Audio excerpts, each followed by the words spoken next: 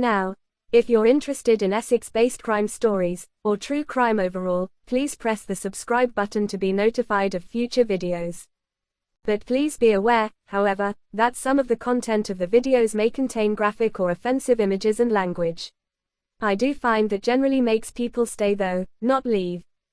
Since the recent release of A Million Ways to Stay on the Run by Donal McIntyre and Carl Howman, detailing the life and times of renowned criminal Kenneth Noye, there has been much speculation of what really happened with the Stephen Cameron murder of which he was convicted.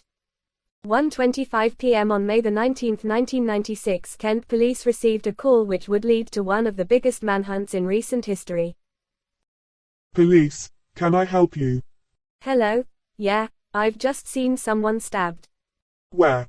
Where there's a big roundabout to turn left for the Dartford Tunnel for the M25 and out towards Brighton. There were two guys having a fight and I saw a guy in a Range Rover pull a knife out of his right-hand pocket and stab the guy in a red van in the chest, and the guy in the Range Rover jumped right into his car and went off towards the Dartford Tunnel.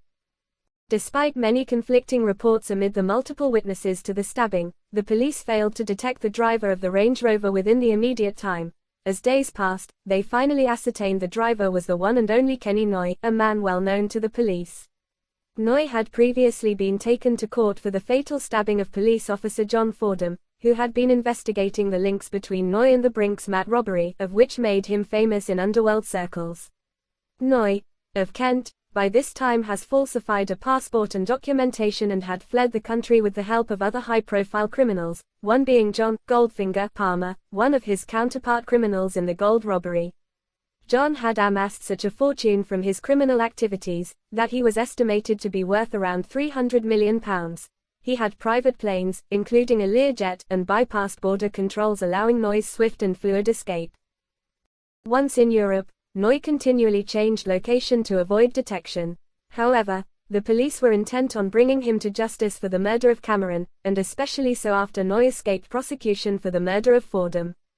Cameron's girlfriend, Danielle Cable, who now lives in witness protection as she was deemed to be at such a risk from those protecting Noye, eventually traveled to Spain to identify Noye in person. This led to his extradition to the UK and a lengthy trial.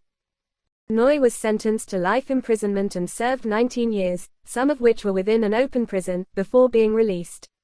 You're probably wondering why Essex Crime and Forensics is covering a case in Kent, but Noye's recently released biography has seen a resurgence of interest in the case, and has cast doubts on the motives behind the Cameron murder.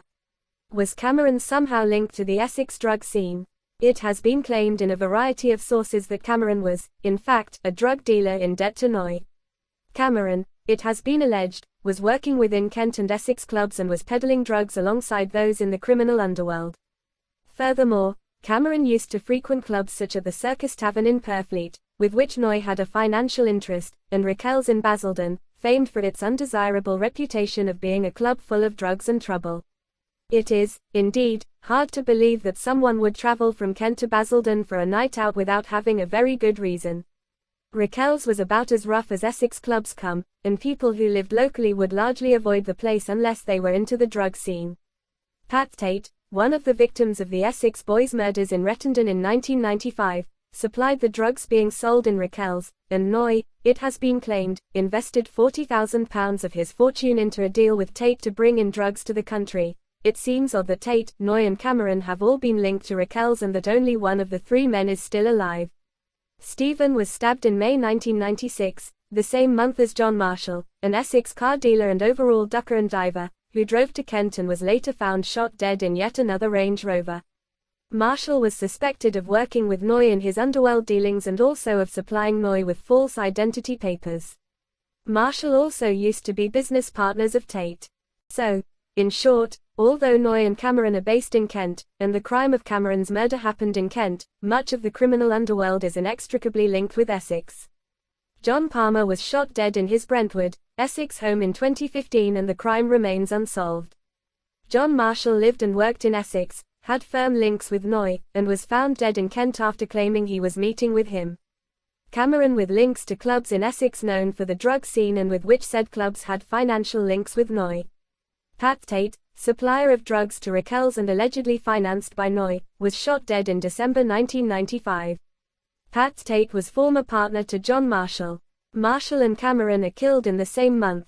Much is speculation, but it is harder to believe that with his past crimes and with the ease he has of remaining under the radar, Noye is then sentenced for the murder of someone who he does not know and randomly kills in a road rage attack.